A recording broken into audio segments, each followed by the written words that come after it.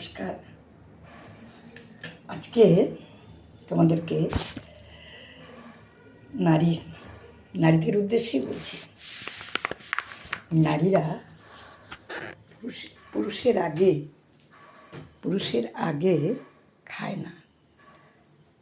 এটা তো তোমরা জানো যে কোনো মেয়েরাই স্বামীর আগে খাবার খায় না, তাকে খাইয়ে তৃপ্ত করে পাঠিয়ে বসিয়ে বিছানায় বসা করে তারা খাবার খেতে যায়। তো এটার তো একটা কারণ আছে। কেন এই প্রথাটা কেন চালু আছে? এই প্রথাটা চালু হওয়ার কারণ হচ্ছে যে আগেকার দিনে প্রাচীনকালে কী হতো বলুন তো, যে এই পায়রাতে জ্বালাচ্ছে। আগেকার দিনে প্রাচীনকালে মুনি ঋষিরা এই প্রথাটা চালু করেছেন।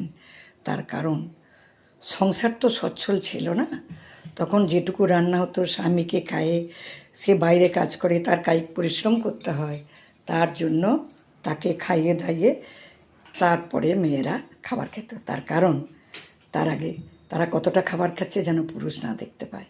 মেয়েরা যে আহারটা করতো সেটা কিন্তু গোপনে, অতি সন্তর্পণে তারা গ্রহণ করত। রান্নাঘরের এক কোণে বসে অল্প একটু খাবার খেয়ে জলটা খেয়ে নিজের আত্মার তৃপ্তি করতেন। এই প্রথাটাই চালু হয়ে এসেছে। তার কারণ মেয়েদের যে একটা ত্যাগের কি বলবো, মেয়েদের জীবনে যেটা একটা ত্যাগ, এই ত্যাগটাকেই মুনি ঋষিরা তুলে ধরেছেন। নারীদিকে সর্বত্রই ত্যাগ করতে হবে, ত্যাগ ছাড়া মেয়েদের কিচ্ছু নেই। আমি আজ রান্নাঘরে দাঁড়িয়েই ব্লগটা বানাচ্ছি, একটু কথা বলছি। তাই নারীদের যে দুপুরের খাবার পুরুষের সামনে খাওয়া হতো না, স্বামীর সামনে খেলে নাকি অমঙ্গল হয়। তার কারণ গোপন না রাখলে তো হবে না।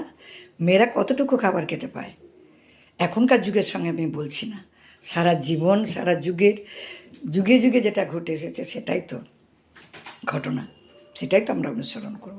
আমরা স্বামীর সঙ্গে খাই না। তার কারণ ওই বৈজ্ঞানিক কারণই হচ্ছে যে নারীদের খাবার যেন কেউ দেখতে না পায়। নারীরা থাকবে গোপনে, তাদের সব কিছু গোপনে হবে। তার কারণ তারা যে ত্যাগের দেবী, তাই তাদের চরণে প্রণাম জানিয়ে আমার বক্তব্যটা শেষ করছি। ভালো থাকবেন, সুখে থাকবেন।